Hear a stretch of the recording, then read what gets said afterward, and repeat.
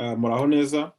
Mbere na mbere ndagushimiye wowe ukurikiranye kino kiganiro, nkazirikana cyangwa se nkashimira umwanya ufashe kugira ngo ukurikire kino kiganiro gikubiyemo ubutumwa buza kugaruka ku makuru cyangwa se ku byafasha umuntu ushaka kuza kwiga mu Budage. Ndabizirikana rwose rero kandi nkanabibashimira. Nyuma y'ibyo ndashimira abantu barebye ikiganiro nakoze ubushize, aho cyagarukaga ku kwiga mu Budage, igihe ndetse n'ibisabwa kugira ngo umuntu asabe umwanya muri kaminuza. Icyo kiganiro nakoze nagishyize ku rubuga n'ubundi ruri kuri YouTube, ku rubuga rwa Jimmy Impano. Hari benshi bagiye banyandikira bashima amakuru agikubiyemo muri icyo kiganiro nyine. Hari abashyizeho ibibazo, hari abatanze inyunganizi ndetse n'ibindi bitekerezo. Kandi niba nawe utarakirebye icyo kiganiro, wajya n'ubundi kuri runo rubuga rwa Jimmy Impano kuri YouTube, ukareba icyo kiganiro giheruka, nawe ukagerageza kumva ibigikubiyemo. Ikindi kandi nasaba cyangwa se nakwibutsa abantu, kuri runo rubuga ko nashaka kunyuzaho amakuru menshi atandukanye ajyanye no kuza kwiga mu Budage, ku buryo hari benshi yafasha. Ubwo rero ni kubw'iyo mpamvu, ubaye wumva bishobora kuba byakugira akamaro cyangwa se hakaba hari undi uzi byagira akamaro, ushobora gukanda ahanditse ijambo ryanditse mu ibara ritukura handitse subscribe, ku buryo ibiganiro uko nzajya mbikora wajya uba mu ba mbere bigeraho. Ikindi ni ukuba wabisangiza abandi kugira ngo ubwo butumwa nawe wenda waba wungutse wabusangiza abandi nabo bubagereho. Cyane cyane hari ahantu handitse ijambo share mu Cyongereza, ubwo cyangwa se bitewe n'ururimi ukoresha, cyangwa se mu Gifaransa ubwo byaba ari partage. Ubwo noneho kugira ngo ubisangize nyine abandi, ubwo butumwa bubagereho, noneho babe babasha nabo kugira byinshi bungukiramo. Nkaba nasaba rero n'ikindi kintu ku bantu bazaba bakurikirana ibi biganiro, niba hari ikintu ubona cy'ikibazo ushobora kucyandika, niba ari inyunganizi cyangwa se niba ari igitekerezo, ukabyandika hasi ahagenewe kuba umuntu nyine yakandika kimwe muri ibyo ngibyo nk'uko maze kubivuga hejuru. Bityo nanone nk'uko nabivuze, byaterwa n'uri mukoresha kuri mudasobwa yawe. Ubwo haba ari nko mu Cyongereza, ubwo haba ari handitse comments cyangwa se commentaire nyine bitewe n'uri mukoresha. Ibyo rero ibibazo mushobora kubaza, ibitekerezo mushobora gutanga cyangwa se inyunganizi, bishobora gufasha uwaba akurikiranye kino kiganiro akaba yanabisoma, cyangwa se nanjye ubwanjye bikamfasha kugira ngo n'ubutaha nzabone cyangwa se nzabihereho ntegura ikindi kiganiro gishobora kuba cyasubiza bimwe mu bibazo byabajijwe, cyangwa se kigaruka ku bitekerezo byatanzwe, cyangwa se ku nyunganizi n'ubundi zaba zatanzwe. Mu kiganiro nakoze ubushize nk'uko nabigarutseho, kivuga ku gihe ndetse n'ibisabwa kugira ngo umuntu asabe umwanya kwiga muri kaminuza mu Budage. Navuze yuko cyangwa se ni nako biri, nyinshi muri kaminuza zo mu Budage, cyane cyane iza leta, ariko nyinshi, igihe cyo gusaba umwanya muri kaminuza gitangira ku itariki ya mbere z'ukwezi kwa 12, bikazagera ku itariki 15 z'ukwezi kwa mbere, bivuze ko umwaka uzabukurikira. Ubu muri uno mwaka bizatangira ku itariki nyine ya mbere z'ukwezi kwa 12, ni ukwezi uyu munsi turi ku itariki 25 z'ukwezi kwa 11, ubwo 26 z'ukwezi kwa 11, mumbabarire. Birumvikana ko habura iminsi igera kuri 4 kugira ngo iyo gahunda yo gusaba umwanya muri kaminuza itangire. Ubwo rero bizatangira ku itariki ya mbere z'ukwezi kwa 12, 2021, kuko ni umwaka turimo, ariko nyine ni ibintu bihora biba buri mwaka. Ubwo nuko n'umwaka ariwo turimo, bizarangire ku itariki 15 z'ukwezi kwa mbere mu 2022.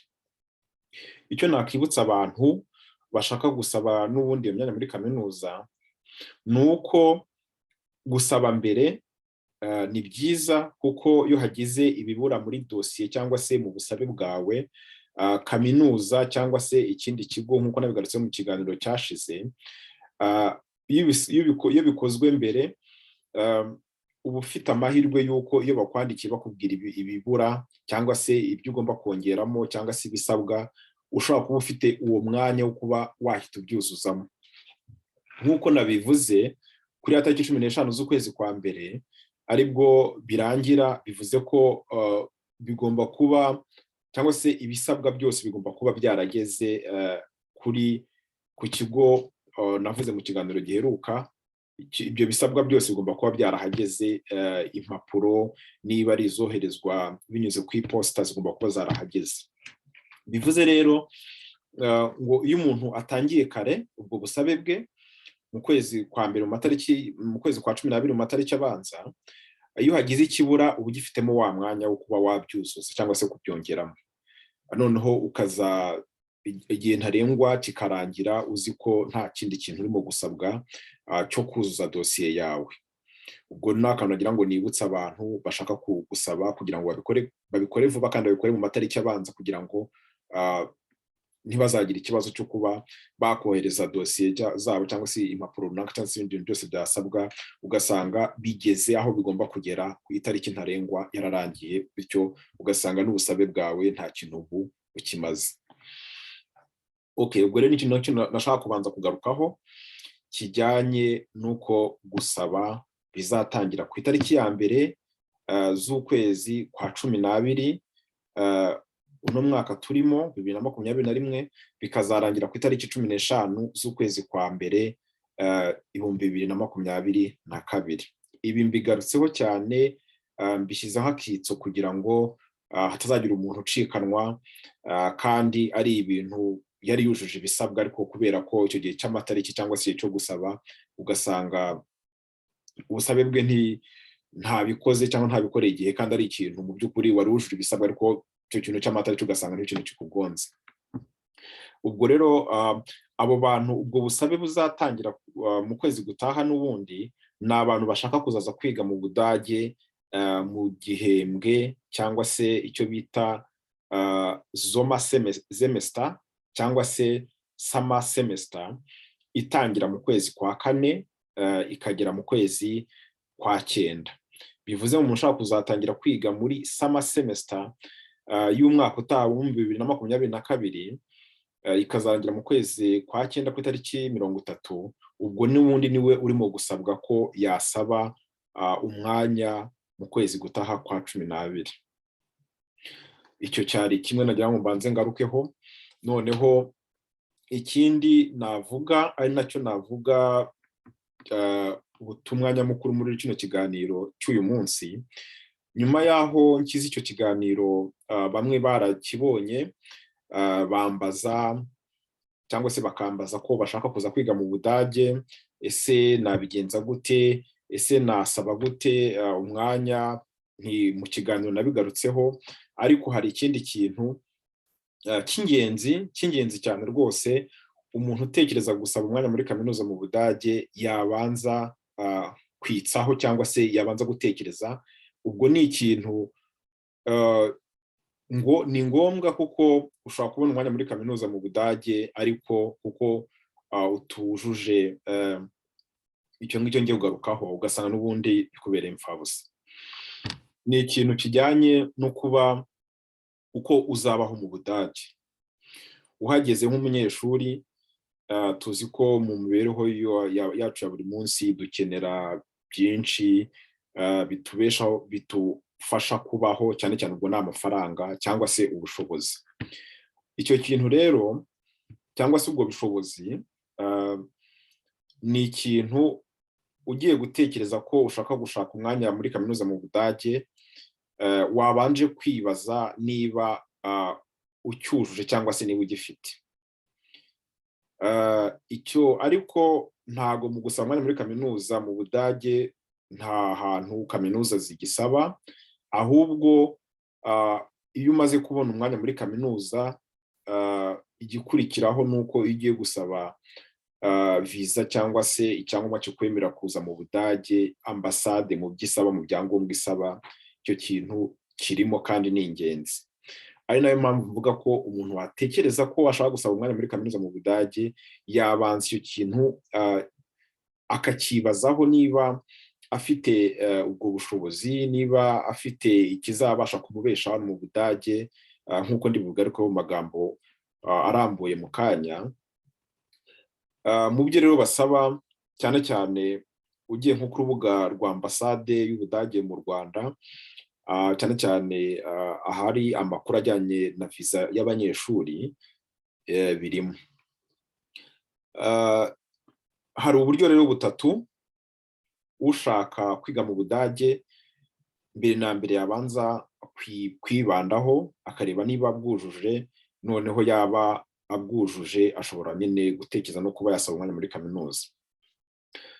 Ubwo buryo ngenekereje mu Kinyarwanda kuvuga ngo ni uburyo bw'imibereho cyangwa se uko umuntu azabaho mu Budage, ari byo mu Cyongereza nakita financial means, cyangwa se uburyo bwo kuzabaho, kuko turi mu isi aho kubaho bisaba ubushobozi, bisaba amafaranga, ari nayo dukoresha nyine duhaha umunsi ku wundi ibyo dukenera, cyangwa se ibyo dukenera mu buzima bwacu bwa buri munsi.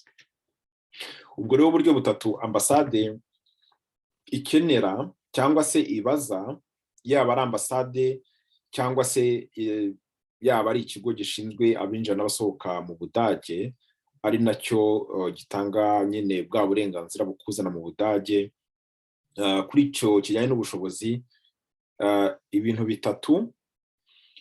Icya mbere ni uko ushaka kuza kwiga mu Budage afite umwanya nyine muri kaminuza yasabye afite, kuba afite icyo wenda mu Gifaransa bakunda kwita ngo ni bourse d'études, cyangwa se mu Cyongereza scholarship, mu Kidage byo bakita stipendium.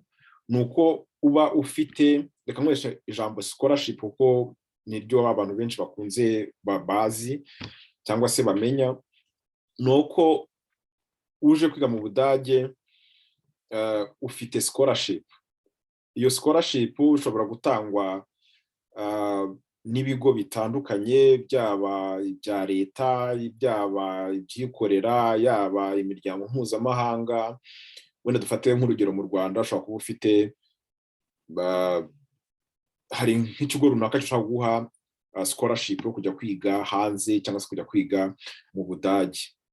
Hari ibigo byinshi ntajya kurondora, ariko nimvuga ijambo scholarship, ntago scholarship itandukanye no kuba ufite umwanya muri kaminuza. Umwanya muri kaminuza, ibyo wenda umuntu yakita admission, biratandukanye. Scholarship ndabibara mu buryo bw'ubushobozi, cyangwa se umuntu uzakwishingira mu buryo bw'imibereho. Ibyo nicyo nise scholarship. Icya mbere cyo ni ukuba ufite scholarship, ukaba uzi ko hari ikigo, yaba se umuryango runaka ushobora kuzakwishingira kujya uguha amafaranga azakubeshaho umunsi ku wundi. Icyo ni kimwe cya scholarship. Ubundi buryo bwa kabiri, nubwo wenda umuntu ashobora kwita prise en charge, cyangwa se umuntu ukwishingiye, yaba ari mu Budage cyangwa se yaba ari mu bihugu byo mu muryango w'Uburayi cyangwa se Union Européenne. Uwo muntu rero iyo ajya ku kigo n'ubundi cy'abinjira n'abasohoka hano mu Budage, hari ibyo agomba kugaragaza ko yujuje kugira ngo bamuhe icyangombwa cyerekana ko yakishingira umuntu akaza hano mu Budage, akamwishingira nyine muri ya mibereho ya buri munsi. Ubwo ni uburyo bwa kabiri, ari byo navuga kwishingira undi, cyangwa se umuntu kwishingira uwundi, cyangwa se prise en charge. Ubwo ni uburyo bwa kabiri. Uburyo rero nanone bwa gatatu, navuga ko ni n'uburyo benshi bakunze gukoresha, kandi nanagiramo inama abantu benshi kuba aribwo bakoresha. ni uburyo bwo kuba ufite amafaranga ari byo mu cyongereza navuga ngo ni blocked account cyangwa se compte bloqué mu gifaransa, mu kidage babyita Sperrkonto. Ni igihe ushaka kuza kwiga mu Budage asabwa kugira amafaranga aba ari kuri konti ye muri banki. Ayo mafaranga akaba mbere na mbere nyine birumvikana ko ugira amafaranga kuri konti nuko abanza gufunguza konti muri banki hano mu Budage. Noneho ya banki yamara kumufungurira iyo konti agashyiraho ya mafaranga bakayabloka cyangwa se ni nko kuzigama.